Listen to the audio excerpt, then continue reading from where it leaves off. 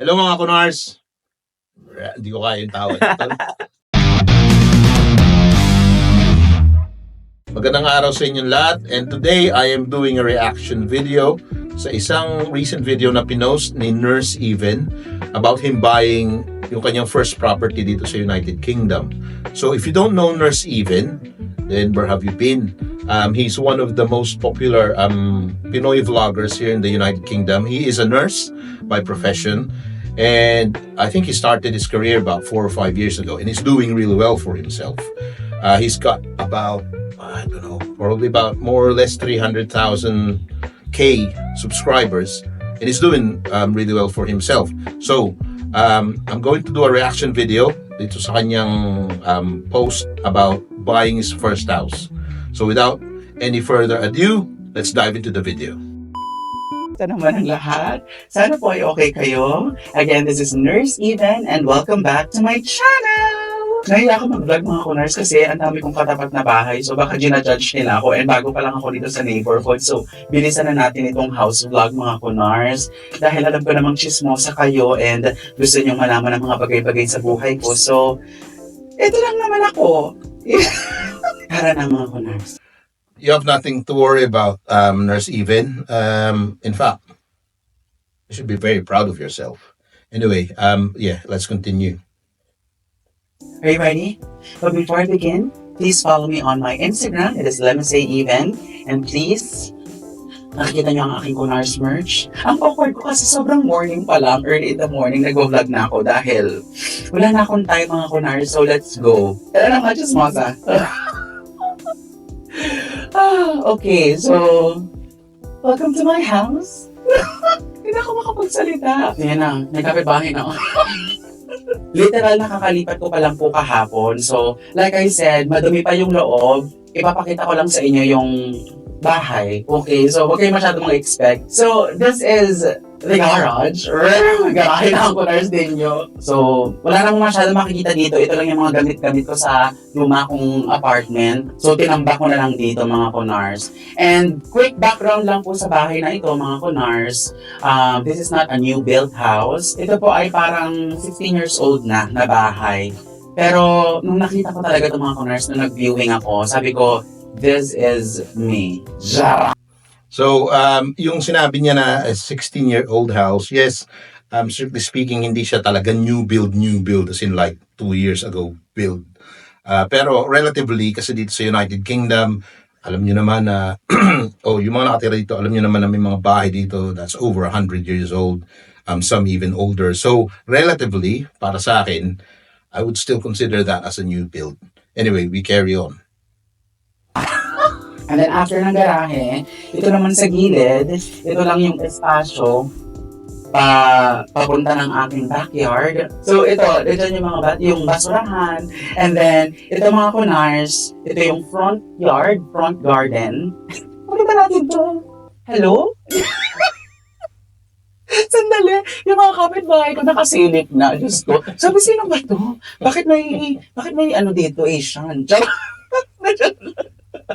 Pasok na tayo sa loob. And like I said mga Kunars, when it comes sa completion, hindi pa po ito complete. Hindi ko pa po ito nade-decorate na decoration ko mismo. Parang when it comes sa completion, parang mga 10% completed pa lang ito. Kasi may mga gamit ako from the lumang apartment. Tapos yung mga ibang gamit and appliances na mga binili ko, hindi pa dumarating for delivery pa. So, pasok tayo mga Kunars.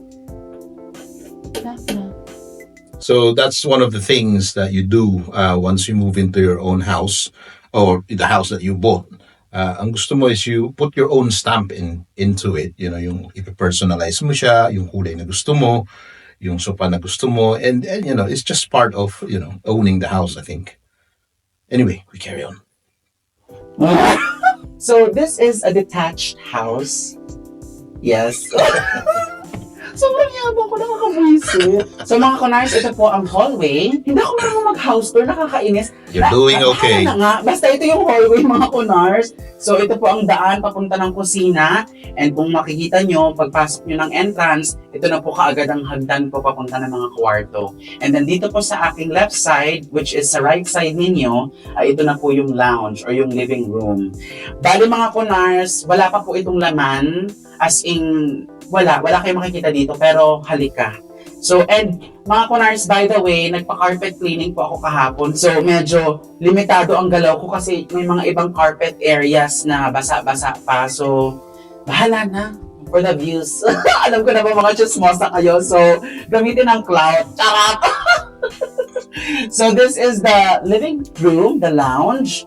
So, like I said, super empty pa po mga kunars. Wala kayong makikita dito kasi literal po, nakakalipat ko lang talaga kahapon. And then kahapon po mga kunars, nung pagkakuha ko ng susi dun sa previous owner, datingan na yung mga truck para dun sa mga old gamit ko sa apartment. And then naglinis ka agad ako, nag-scrub, nagpa-carpet cleaning. Pero mga kunars, may plano na ako dito. So, kung sino man yung nakabili na ng bahay dito sa United Kingdom will relate to kung ano yung sinabi ni Nurse Even in that clip. Dahil on the day of lipat, yan talaga yung pinaka-toxic. Kasi yung pag-empty mo ng house mo, lalagay mo sa moving van or whatever, kung ano man yung inarkilan mo. At yung, again, yung pag-unload nun dun sa yung lilipatan na bahay. So it's one of the busiest days you will ever have in your life. So yeah, I can definitely relate to that. And I'm sure marami rin sa inyo ang makaka-relate dun. Of course, bibili tayo ng TV, tapos ng sofa. Ito po mga kunars na sofa, pinahiram lang po ito sa akin ng friend ko. Kasi nga, wala pa nga po akong gamit, as in kakalipat ko lang po kahapon. Kasi po yung sofa na binili ko is hindi pa po available, ipapadeliver pa lang. So pag naayos na po ito, pag na-assemble na po ito lahat, magpa-party tayo ng vlogging. Pag 100% complete na po with the decoration, tapos yung sarili kong furniture, mag-vlog ulit tayo mga kunars. Pero sa ngayon, tara, mag-house tour muna tayo. Akit na muna tayo mga kunars sa aking mga kwarto. Tara, mamaya ako na ipapakita sa inyo yung kusina since nandito na rin naman ako sa stairs papunta ng landing. So, this is the stairs. Tara! Tara na mga kunars, akit tayo sa aking mga kwarto sa taas. So, pag akit nyo dito mga kunars, ito na po yung landing ng aking house. By the way po mga kunars, ito po ay 4 bedrooms na bahay. Gusto nyo ba yun? So, relatively speaking, ang 4-bedroom house, it's quite a big house. And yeah, isa sa mga napansin ko at the beginning of this video is how big this house is. And, well done to you, Nurse Even. And also, as a matter of perspective, just to say sa ating mga kapwa Pinoy who live around the country, depende yan minsan kung saan kayo nakatira.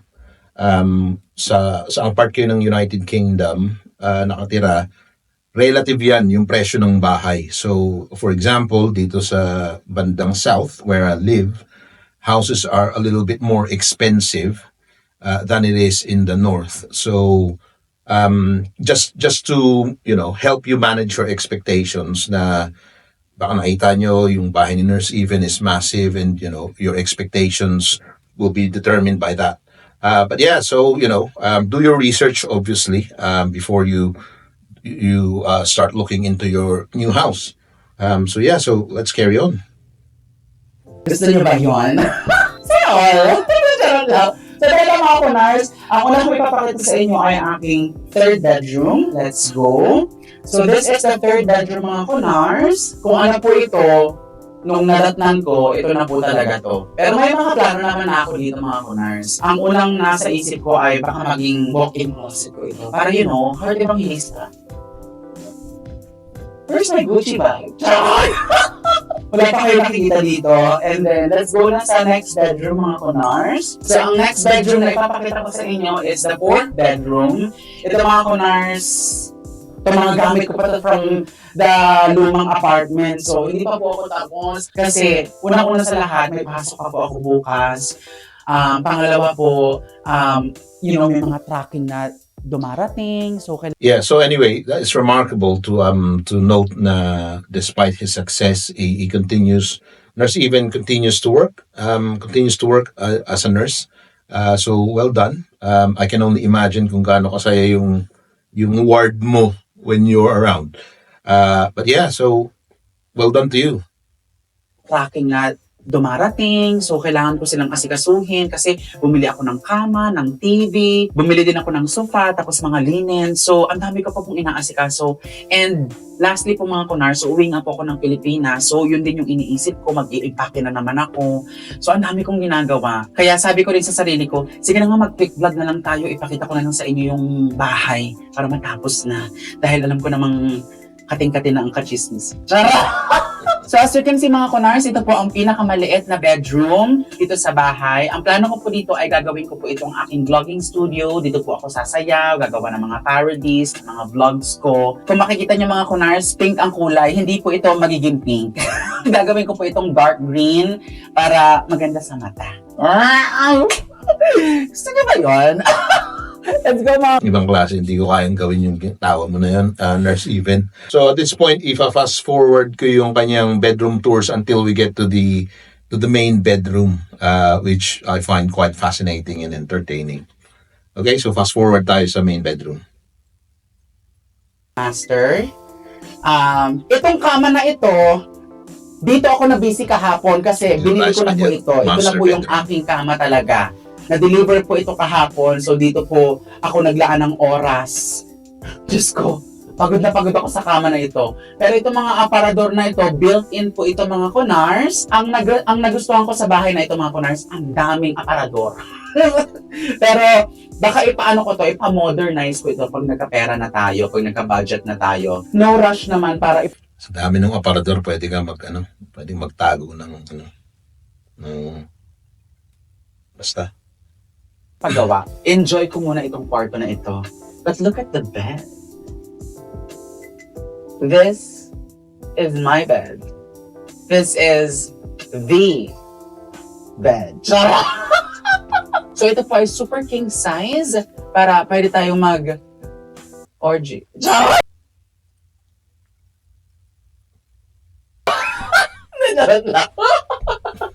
And then, nung pagka-assemble po nung kama, ura-urada pumunta ako ng mall dahil bumili nga po ako ng unan, ng linens, and grabe ang linens mga kunar. So, the linens are the linens. Kailangan ano tayo, hotel style. 1,000 thread linens. Ayan. Tapos ang kagandahan sa kama na ito, So, I on that point, may point si Nurse Even doon, ano? So, kasi usually tayo mga Pilipino, ano ba yung pinakamura, ano ba yung... Pero kasi, hinihiga mo yan every night. So, hindi naman kailangan yung pinakamahal ang bibilin mo, pero yung reasonable quality, kasi yan yung, isa yan sa mga pinakamadalas na places na pinag-i-spendan mo ng time pag natutulog ka, especially yung mga kababayan natin na panay trabaho, you want to go home and rest kung kaya mo naman, di ba? Ako naniniwala ako na isa yan sa mga bagay na kailangan mong pagkagastusan, yung linen at saka yung ano man yung ginagamit mo sa bed. Anyway, carry on. pwede niyo siyang hilahin dahil instant ano rin siya. Ay! Ang bigat. Meron din siyang ano dito, bakanting espasyo para sa mga gamit ko. So, ayan. Isa na namang cupboard na pwedeng taguan ng alam mo na. Anyway. This is the master bedroom. Ay, ano pa ba? Ay, by the way mga kunars, may sarili rin pong ensuite itong aking bedroom. Ipapakita ko sa inyo. And huwag niyong i-judge kasi nga kakalipat ko lang kahapon, no? Nurse Even, you have nothing to worry about ang linis ng bahay comparatively sa mga nung ako lumipat sa itong second home namin, you should see the state of it. Anyway, you have nothing to worry about. The house is beautiful. So, ito po ang aking CR. May sariling CR po itong aking master bedroom. Dito po ako mag-shower or yung So, Ano yun? Ilang beses mo inulit yun? very convenient siya for me. Hindi ko na kailangan lumabas sa papuntang bathroom para maligo. Gagamitin ko na lang talaga literal yung bathroom para mag-bath. May sarili rin po itong sink and may sarili rin po itong toilet para gawin mo yung business mo dyan. So, this is the ensuite mga Konars. So, para tayo mga Konars, papakita ko na sa inyo yung feature sa baba. Ang hirap kumita ng pera. And actually, this is my favorite part of the video when he pagbaba niya and he shows you around yung sa my kitchen, sa yung extension, and you know the old owners did a really good job. And yeah, well done for finding this house, Nurse Even. Well done to you. Bumili ng bahay para mag-abuse. So mga Konars, yung process po kung paano nabili yung bahay, kung ano yung naging steps, next vlog na lang po yun. Siyempre pag-iisipan ko para mailatag ko sa inyo ng maayos. So dito mga Konars, sa hallway, meron ding toilet dito para sa mga bisita. Ngayon, kung gusto mo ng collab, when you do that video about buying a house, you know where to find me. Ayan. Ang plano ko dito mga Konars, ipapapaint ko to ng medyo dark color. Hindi ko bet yung super white kasi parang ang hirap niyang ipalinis. Lalo nga pag mga may bisita, baka i-judge niyo ako na, ay, ang dumi. So, kailangan natin ipa-dark. Ba't pa na yung judge? Judgmental ba mga kaibigan mo? Color ito. So, this is the toilet mga Konars. And pasok na tayo sa reason kung bakit binili ko itong bahay na ito. Ito talaga ang reason kung bakit sabi ko, hindi ako titigil magtrabaho, hindi ako titigil hanggang hindi ko nabibili itong bahay na ito. So, let's go mga Konars. And that's a good point that you're making there, Nurse Even. Kasi, you know, I'm hoping na yung that people that watch this, especially mga kapwa natin mga Pinoy, they get to be inspired by what you do. You know, you do it in such a way na nakakatawa, nakaka-entertain, but at the same time, you know, nag-i-impart ka ng wisdom, ng knowledge, in your own special way. And I think that's probably why you're very successful. Anyway, so we continue. Let's see the kitchen tour. So this is it. This is the reason why I bought this house. Pakita ko muna. And I agree. Ang ganda ng kitchen, ang ganda ng extension, ang maluwag siya, and it's clean. There's a lot of light, you know, like natural light na pumapasok sa loob ng bahay, and it just makes it so open and so refreshing, you know, yung area na yan, ng bahay na yan. Pakita ko muna sa inyo mga Konars itong area na ito. Ito po ang snug area. Ikip tayo. Let's rotate. Just ko, nag-remove ng TV, bumili muna ako ng sarili kong TV pansamantala. Kasi po, itong TV na ito, i-aakyat ko na lang once na dumating mismo yung TV na binili ko. Kasi hindi pa nga po available, ipapadeliver pa po. Kasi ipapakabit ko dyan. Tapos, ang plano ko dito mga Konars sa snug area is gagawin ko itong parang cinema area ko. So, ipapa-dark color ko ito para, you know, pag nanonood ako ng bold.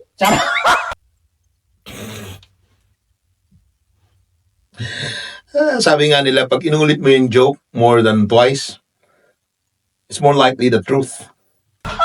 Basically, dito po ako everyday. After ng pasok, after ko magtrabaho, after ko mag-vlog, dito lang ako. So, dito sa area na ito mga Konars, ito po ang magiging dining area ko. As you can see mga Konars, wala pa pong laman kasi po, ipapadeliver pa po yung lamesa and yung mga upuan. So, ito po yung snug area. Nakita niyo na po ito yung massage chair ko. Matagal na ito sa akin. Siguro naman 2 years na ito sa akin.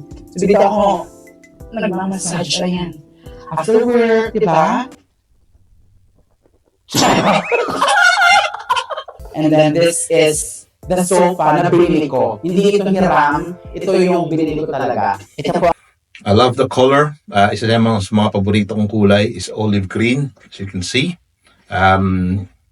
Yeah, so yeah, I love the color of the sofa. Ganda siya. Very tasteful. Ito po ang aking electric sofa, the lazy couch. So, ayan. Ayan, oh. Diba? Para pag nanonood tayo ng bold. Repeat a joke too often.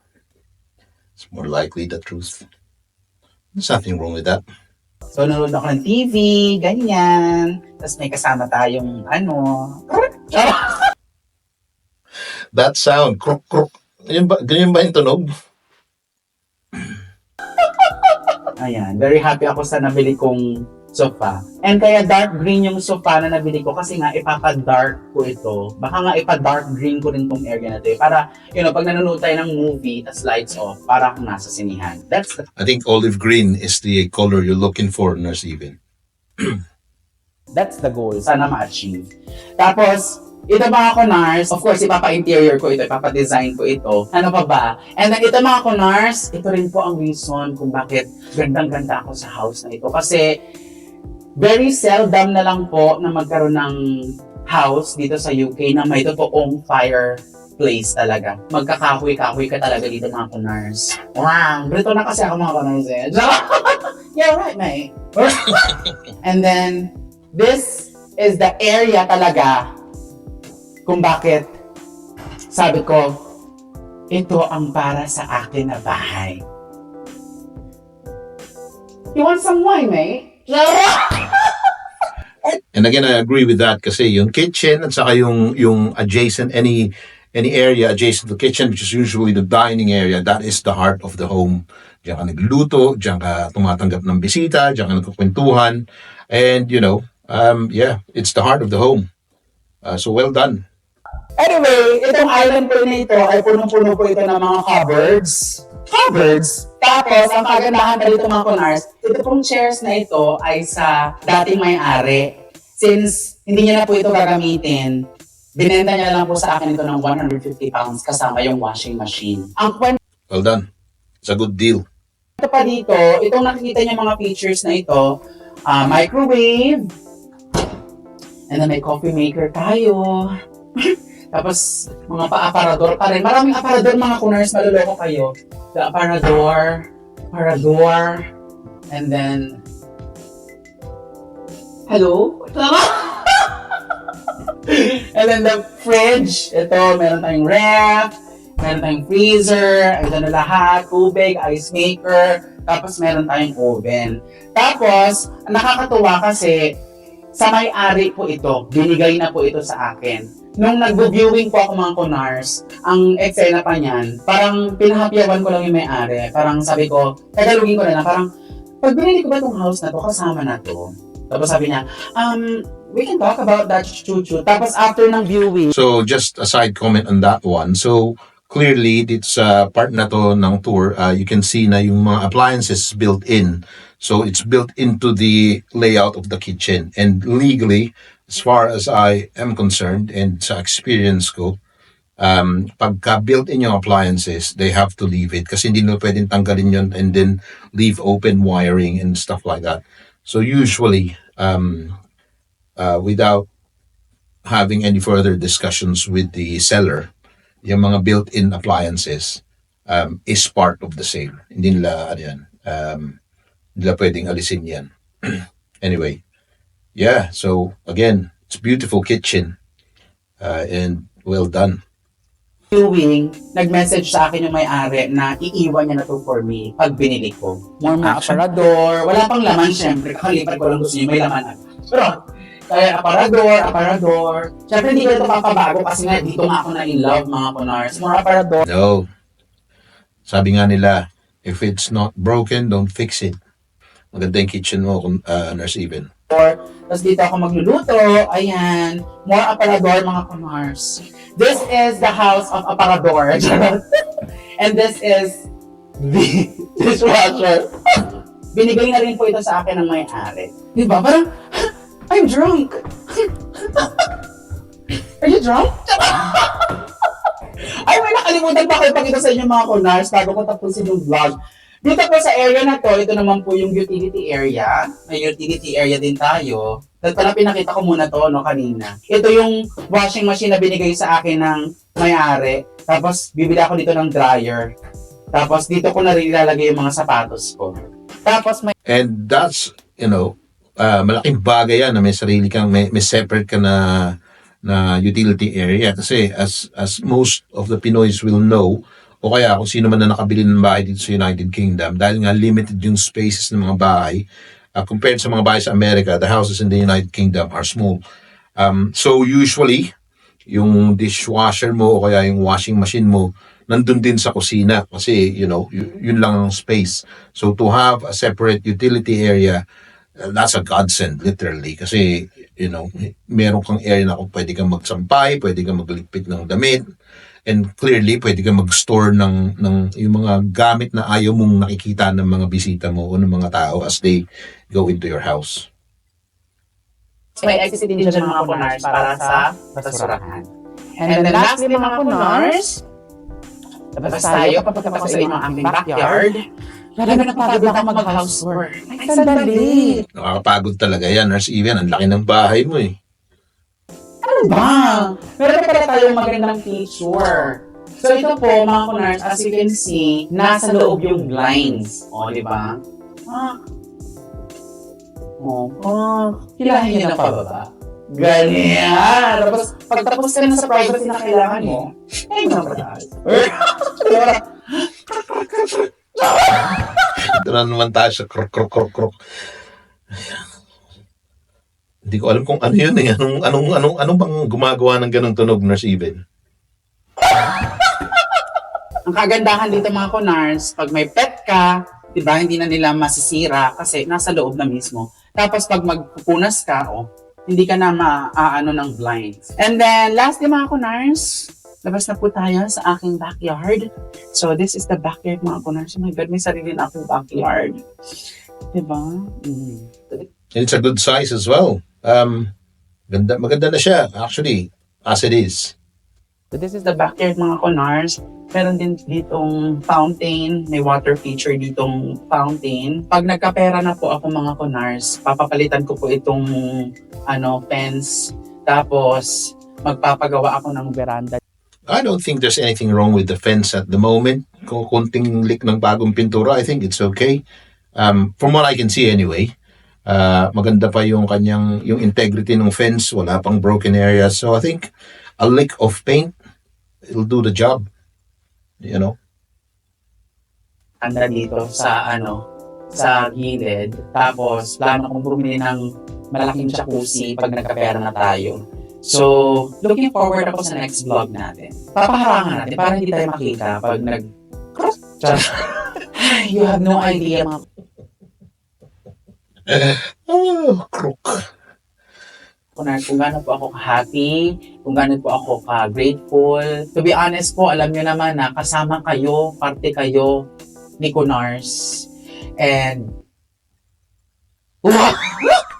walang sawa po ako magpapasalamat sa inyo. And makakaasa po kayo na gagawa ako ng maraming videos, tutorials para sa mga Kunars natin na nandito na sa UK na nagbabalak magkabahay. Ayun lang, looking forward ako sa maraming memories ko dito sa aking bagong bahay. And ang prayer ko lang po talaga mga Kunars is sana maraming happiness and love ang maibigay sa akin ng bahay na ito. Pray for me. I wish you the same. You've done really well, Nurse Evan. So tayo namin yung invitation namin para sa party mo sa bahay pagtapos na. Me. Ay, syempre, nagtatapos sa aking vlog mga Kunars, sa aking friends and family. Super looking forward po ako na bisitahin niyo po ako dito. Ay, tapusin natin itong video na ito mga Kunars. Bye mga Kunars! We're check and run! There we go. So, yeah, all in all, I hopefully, na-inspire yung mga kapwa natin Pilipino with this vlog. And I think yun naman ang intention ni Nurse Evan. And yeah, so to you, Nurse Evan, more power, and you've done so well, and continue being entertaining and putting a smile in people's faces, lalo na yung mga kapwa nating Pilipino nasa abroad. And that's it. I think we conclude our video. And hopefully speak to you soon. Bye.